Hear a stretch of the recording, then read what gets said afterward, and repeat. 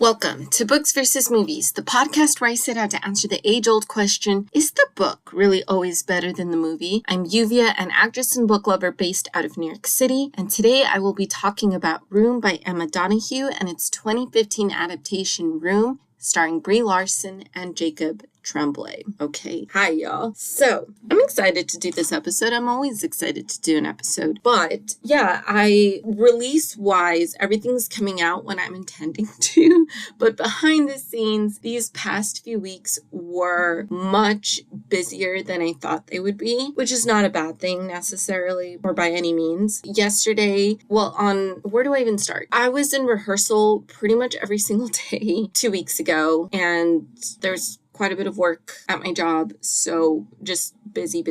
And now things are starting to slow down again, but anyway, we did a reading yesterday of Orlando's new play, La Resurrección de Mictlán. He was accepted into Cimientos 2026, which is IATI Theater here in New York City. It's IATI Theater's play development program, so they had over 400 submissions. Orlando was one of 10 playwrights chosen to be a part of this process, and we received so much positive feedback. So he's on a high right now. I'm so happy for him. I'm so proud of him. So yeah, it's been a wonderful week or weeks, and things were also a little bit difficult just personally, but things are looking up. They're getting better, so can't complain. But anyway, let's get started on Room. So Room by Emma Donoghue was first published in 2010. Jack is 5 years old, and to him, Room is the world. It's where he was born.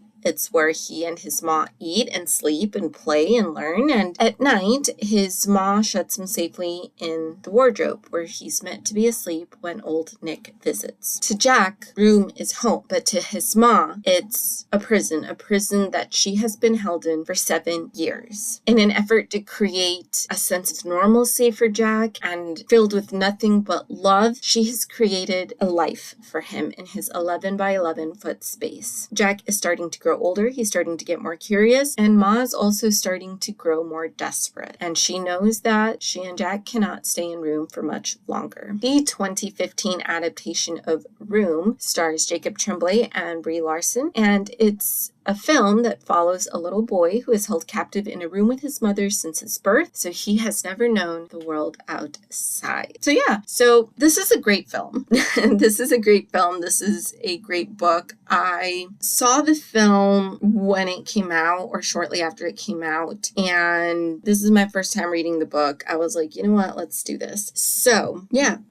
So I had seen the film before. I watched the Oscars when Brie Larson won for Best Actress for her portrayal of Ma in Room, and I had just never read the book. Obviously, I was intrigued by it, but I just never picked it up. But I rewatched the film recently, and I was like, you know what, let's do it. I have been wanting to read the book. Let's do it. It's a good film. It's definitely, I haven't seen it since 2015, maybe 2016. I don't remember exactly when I saw it. So it's been about 10 years or slightly more than 10 years since I've seen it, which makes sense because this is not a feel-good film that is like, I'm going to make time to watch it once a year. It's because it's a difficult film to watch. But let's get into it. So first things first. In the book, Ma is 26 and in the film, she's 24. I'm pretty sure that change was just made to accommodate Brie Larson's actual age. She's only a year older than me, so she would have been around 23 or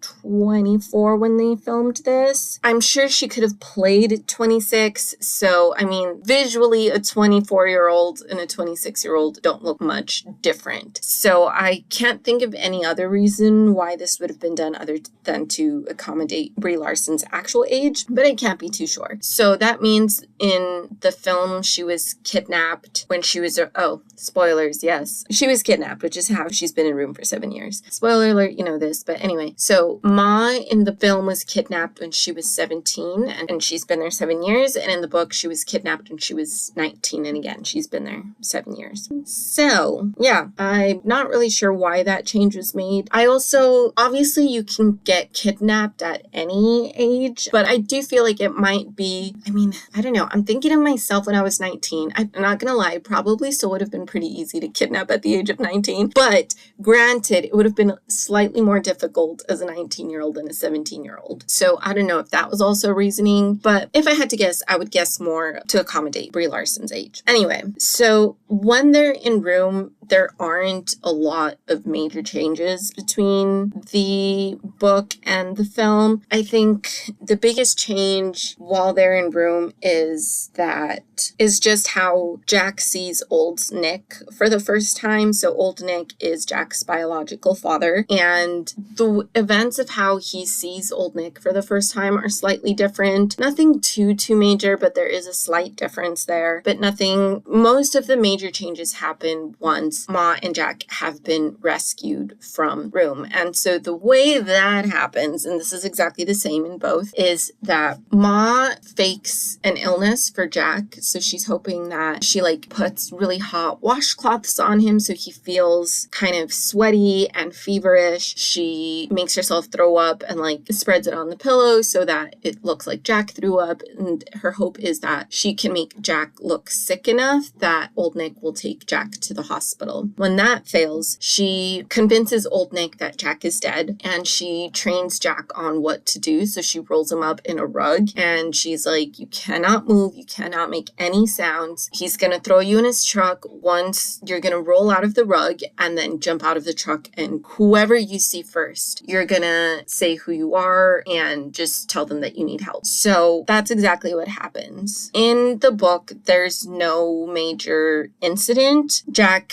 this is a major incident, but in terms of what happens when Jack meets the person or runs into the person that he ultimately runs to for help. So in the book, Jack unrolls himself, he jumps out of the truck, old Nick stops the truck, he goes after Jack. Jack runs to the first person he sees, and that person in the book happens to be walking a dog, and this dog is kind of startled by just this little boy suddenly running at him. So he does snap at Jack and ends up biting him and causing a bit of an injury to Jack's finger. This dog does not exist in the film. When Jack escapes, he runs up to the person, and old Nick still manages to catch him, but he gives up on dragging Jack back once the person starts acting really suspicious about the way old Nick is acting. And so he abandons Jack and flees. So there's no dog. Jack just runs up to the person and says, I need help. And then he and Ma are saved. Ma is also adopted in the book, while in the film, she's the biological child of her parent. And again, not a major, it doesn't really affect anything, but I just thought I would point that out. She also has an older brother in the book. In the film, she's an only child. So yeah, so she has a whole older brother. She's been missing for 7 years. So at this point, her older brother is married. He has a kid of his own. So when she's kidnapped, she has just an older brother. And when she's rescued, she comes out with a sister-in-law and a niece. So yeah, but there's no older brother in the film. He was non-existent. He's cut out completely. In the book, Jack is also Ma's second child. So Ma ended up getting pregnant with her first child. And again, unfortunately, this Jack and his older sister are products of sexual assault. But when Ma was pregnant with her first child, old Nick was in the room when she was giving birth, and there was a complication with her pregnancy, and he kidnapped this girl. So obviously he refuses to let her seek any kind of medical treatment. And so he's assisting her, but he's not really doing anything. So the Ma is eventually able to give birth, but unfortunately the umbilical cord was wrapped around her baby. And because they did not seek medical attention C-section, the baby was unfortunately born dead. This is what leads Ma to not allow old Nick to see Jack at all. So from the moment that she gives birth to Jack, and even when she ends up pregnant with Jack and she gives birth to him, old Nick shows up again to supposedly be there, and she kicks him out. She refuses to allow him be in the room because of the trauma of how she lost her first baby. So she does not allow old Nick to be in the room with her. She gives birth to Jack. There are no complications. Everything's fine. And so once Jack is out of her womb and alive and well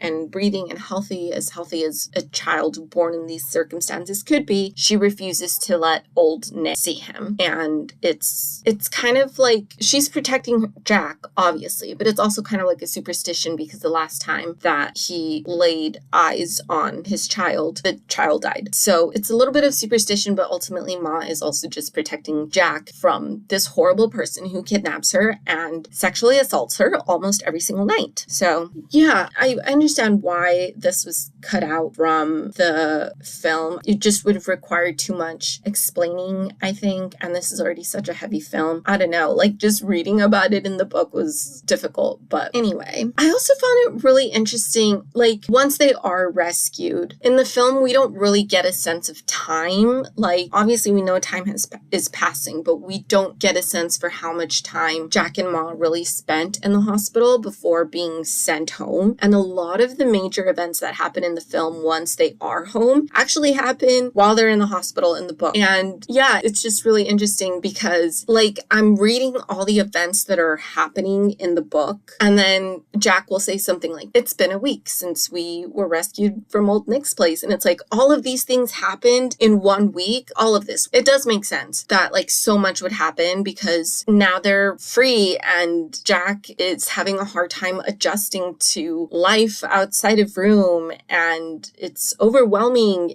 but it still just felt like so much happens to find out only a week has passed. It's just like, wow. I do like that in the film it was a little bit more ambiguous about how much time had passed, but I think it's definitely, I mean, I don't know if everything that happens in 1 week in the book is realistic, but I think it does make more sense for them to spend more time in the hospital the way they did in the book than the film. And mind you, again, I know in the film we don't actually know how much time they spend in the hospital, but it does seem like it's less than a week. It might have been a week, and just magic of editing, all that. It is ambiguous, I admit, but still, regardless, it feels like more time was spent in the hospital in the book than was actually spent in the film. One of the major events that happens at home in the film is the interview. Well, it happens in the hospital in the book. And honestly, I think it makes more sense for this interview to happen once they're at home rather than in the hospital. Just because I feel like the doctors are so intent on making sure that Jack and Ma are fully ready to go out into the world. Like Ma is ready to leave that hospital. Like she gets rescued, they spend it overnight, and then she's like ready to leave the next day, which I think anyone kidnapped for 7 years would probably be like, I don't want to be in another unfamiliar place, even if it is a hospital and I know I'm safe here. Yeah, it's just like, but just how protective like the doctors and the nurses are with Joy. Joy is Ma's actual name. She's called Ma primarily in both the book and the film, but we do find out her name is Joy, but so I might interchange them. I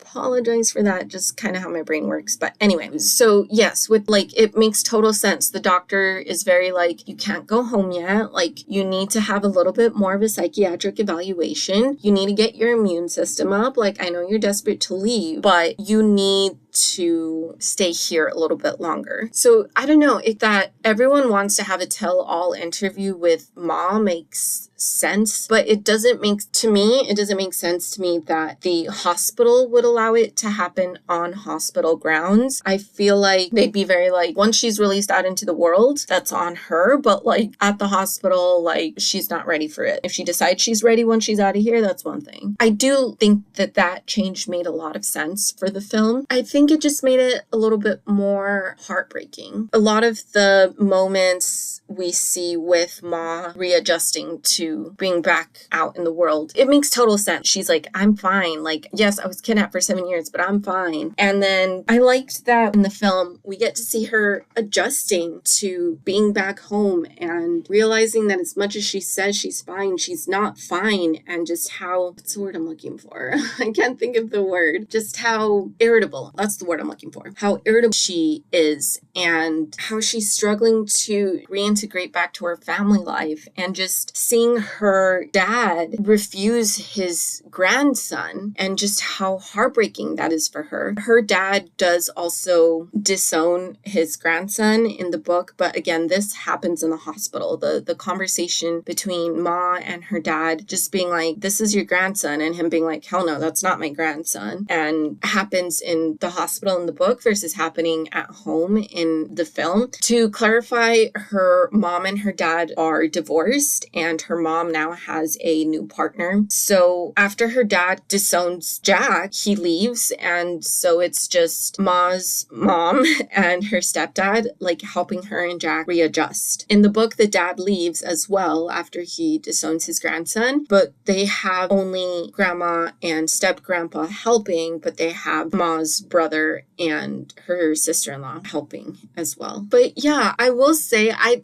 just seeing a lot of interviews, like how we've looked back on past interviews and kind of realized that some of them were not okay, like the way they were conducted or the way they were handled, or there's just been a lot of reckoning. And I'm not saying that journalists need to censor, they need to ask difficult questions. I'm not going to sit here and say that journalists should not. Like, I definitely think journalists, in doing their research, their investigation, they may discover something and they have to ask difficult questions. They're more than welcome to ask those questions. But I think we can also agree that there's some moments that were maybe not handled well. And in this fictional context, it's also like, is this the best? I don't know. I don't understand why the interviewer was allowed to ask this question. And that is, so she asks Mom, why did you keep Jack? Why didn't you let old Nick take him away and drop him off at like a hospital or another safe point? Mom's like, because that's my child.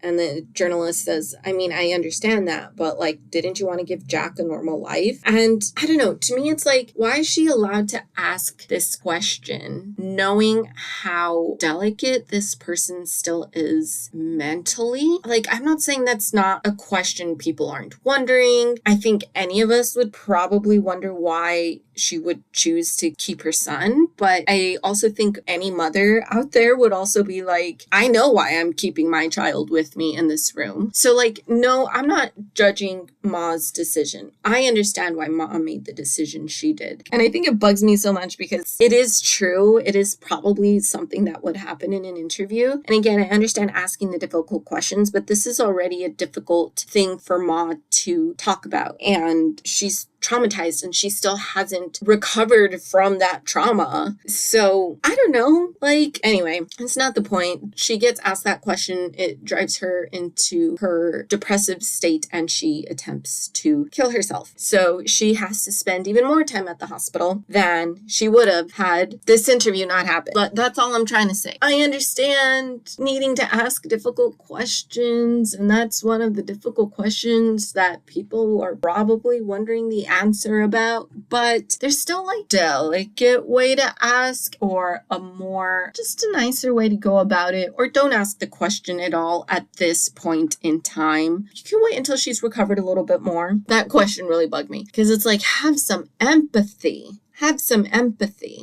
And it's like, I don't think journalists are devoid of empathy. So it's like, why are you, like, you can ask difficult questions, but still be not a cold, heartless person. But anyway, moving on. One thing that I really liked in the film, and I thought was so sweet, that doesn't happen in the book, is that Jack cuts off his strong. That's what he calls his long hair. So obviously Jack's never had a haircut. He's lived in Broome his whole life. And even after he's rescued, his grandma wants to give him a haircut and he refuses to get his haircut because he's like, that's my strong. This is where the strong part of me lives and I'm going to keep it because if you cut it, then I'm not going to be strong anymore. more. And so after, he doesn't cut off his strong right away, but he does decide once he starts adjusting to life with his grandparents, I think I'm okay cutting my hair now. So he cuts off his hair with every intention of sending it to his mom so that his mom can get strong from his strong. So he's giving his strength to his mother, which is so sweet. But in the book, he just wakes up one day, is like, I'm going to cut it. And he cuts it. And that's it. They don't send his hair off to his mom. He just cuts it and is like, I'm good. And it's like the best part of the strong in the film is that he's giving it to his mom so that she can recover. I will say it's also easier for Jack to adjust to life outside of room in the film than it is in the book. He struggles a lot more. I don't know. I think what he struggles with in the book makes total sense for him to struggle with because he's never had any kind of social interaction with anyone other than his mom. But it also makes sense to me that he adjusts a lot more quickly than Joy does because he is 5 years old and the doctor says like you got him out at a good age because he's still plastic, which is just brain is easier to mold, adjust. Yeah, it's a little bit more malleable and easier to erase the things that they want to erase. I don't know why I phrased it like that, but essentially it's easier for him to forget because he's 5. So that change didn't necessarily bother me, but it was interesting to see Jack struggling in the book more. Although what I do appreciate in the film is that Jack's family, once Ma's hospitalized after her suicide attempt, Jack's family is they take their time with him. They don't pressure him or rush him into trying new experiences or trying new things. And in the book, I do feel like there is a little bit more of that. And I feel like, wouldn't it be easier for him to adjust if he's making his own choice to try certain things? I don't know. But also, like, how do you expect this kid to adjust when you're kind of just forcing social norms on him and he has no idea what social norms are? So for like example, in both the book and the film, his grandma wants to cut his hair because he's a boy and boys have short hair. That's it. But when his grandma suggests it in the film, it's very like, oh, don't you want to cut your hair? And he's like, no. And she leaves it. In the book, it's like, we should cut your hair because you're a boy. And so to him, it's like, why does my being a boy matter whether or not I have long hair? The book is told through Jack's point of view. So it's in first person through Jack's point of view. So these are the thoughts that are running through his brain. There's also a moment in which Ma's older brother and her sister-in-law show up to take Ma and Jack to the museum. They're still staying at the hospital at this point, but they're allowed to leave, obviously, as long as they come back. So they had every intention of taking Ma and Jack, but Ma, this is the day after the interview. So Ma is depressed. She has not attempted suicide at this point, but she is depressed and she goes into like this catatonic state. And she's like that all day. This is the first time that she has access to a way to kill herself, which is what happens. But in room, she would have days in which she would just go into like a catatonic state and Jack would just have to wait it out. So she's in one of her catatonic states. So she stays behind at the hospital and Jack goes with his uncle and his aunt and his cousin. And they're supposed to go to the museum. They never make it because there's some incidents that happen at the mall. They go to the mall to buy a present for Jack's cousin's friend's birthday party. And one of the only friends, as Jack calls her in room, is Dora from Dora the Explorer. And so he finds a Dora the Explorer backpack and it's pink. And he wants it. But his uncle's like, no, you shouldn't have a pink backpack. Why don't you have this one instead? And he shows him like a blue one. I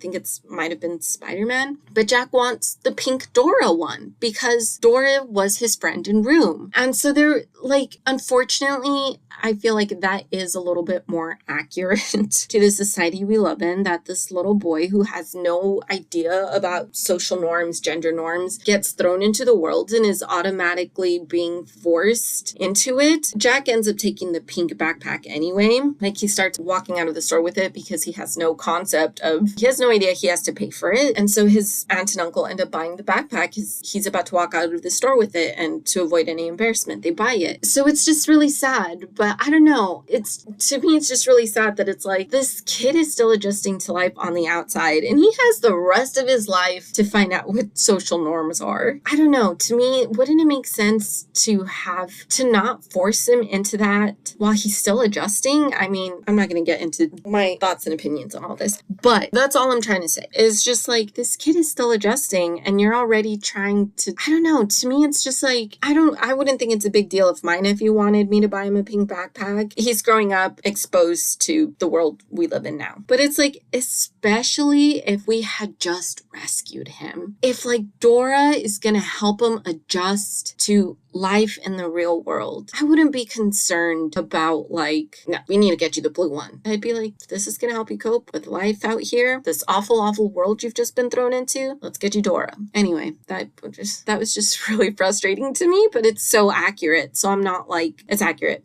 I'm not criticizing it. Unfortunately, it's true.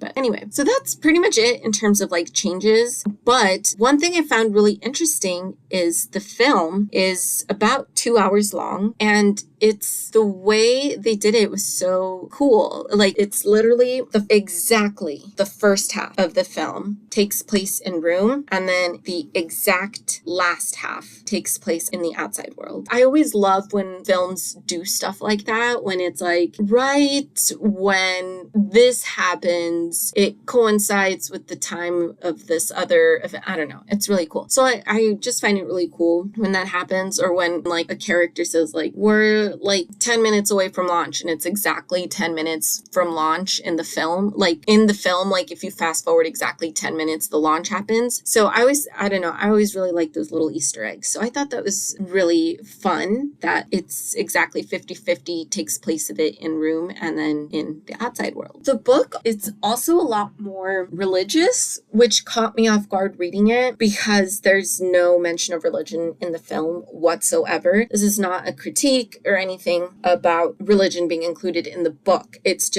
just caught me completely off guard because I was like, whoa, like there's so much, religion is just brought up so much in the book, and it's such a fundamental part of the book, and it's not included in the film. So that just caught me completely off guard. But Emma Donoghue explained that the reason why the book is so religious, if you want to call it that, I wouldn't necessarily call it like religious, but it's a lot more religious than the film, is because Donoghue just feels that like people, if they're thrown into a circumstance as extreme as the one that Ma is thrown into, they tend to turn toward whatever spirituality they grew up with, whether that be the religion they grew up with or whatever. But a lot of people turn to that as a way to cope and as a way to keep their hope alive. So that's why this is included in the book. So again, it didn't bother me. It didn't bother me in any shape, way, or form, but it just caught me completely off guard because I was like, there's no mention of religion whatsoever in the film. And then to just have Jesus brought up in the book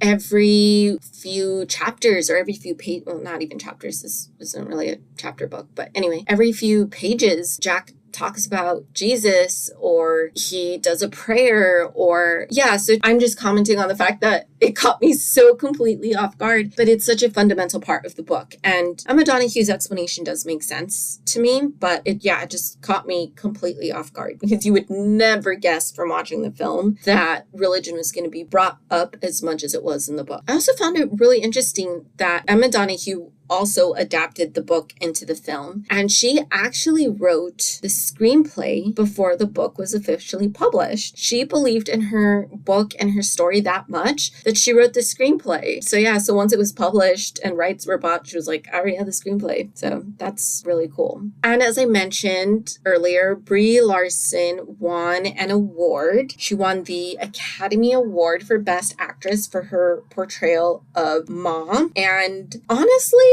you've heard me fangirling over Jacob Tremblay because that kid is incredible. He is such a good actor. And honestly, I feel like he deserved a nomination for, if they don't want to nominate him for leading role, at least for supporting role. And honestly, I feel like he deserved it. He deserved to be nominated just as much as Brie Larson deserved to be nominated. I haven't seen a lot of the films that were nominated for the 2016 Oscars, so I'm not really going to comment on whether or not Brie Larson deserved to win or someone else. else. I mean, I feel like Brie Larson did deserve the win. I thought she did a really good job, but I can't really compare her performance to the performances of the other actors on there. Just like I can't really comment on the performances of the actors who were nominated. But I feel like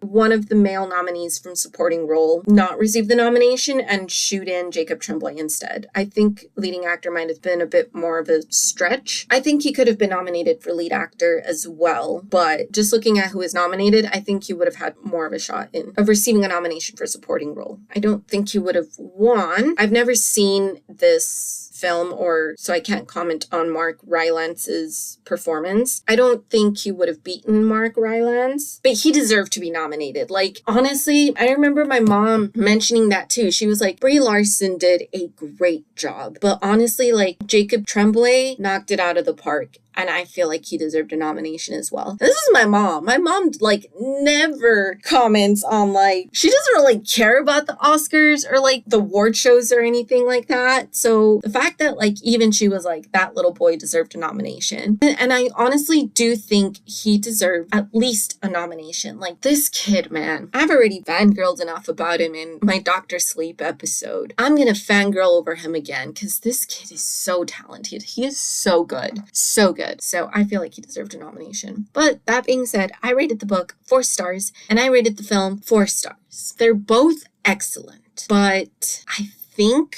my winner is the film. The book is still fantastic, but I think, and Emma Donoghue acknowledges that, like, having the book narrated by a 5-year-old was gonna be kind of a stretch and that it would alienate a lot of people. It didn't alienate me. It didn't really bother me overall, but I think that was also the book's downfall for this episode. The film edges it out just a little bit more because of little boy narrating in the book. Not that it's a bad narration, not that it's written terribly or anything like that, but there were the way, like, the prose of it, I think it makes sense for a 5-year-old, but at times it was like a little grating in my opinion. So the film edges it out just ever so slightly for that reason. But yeah, shout out Jacob Tremblay. You deserved a nomination. Justice for Jacob Tremblay. Anyway, that is it for this week's episode of Books versus Movies. If you liked what you heard, please leave it a rating and a review. Share it with all your friends. Tell them all about it. Next time, I will be talking about The Immortal Life of Henrietta Lacks and its, I believe, 2018 adaptation, The Immortal Life of Henrietta Lacks, starring Oprah Winfrey and Rose Byrne. See you next time. Bye.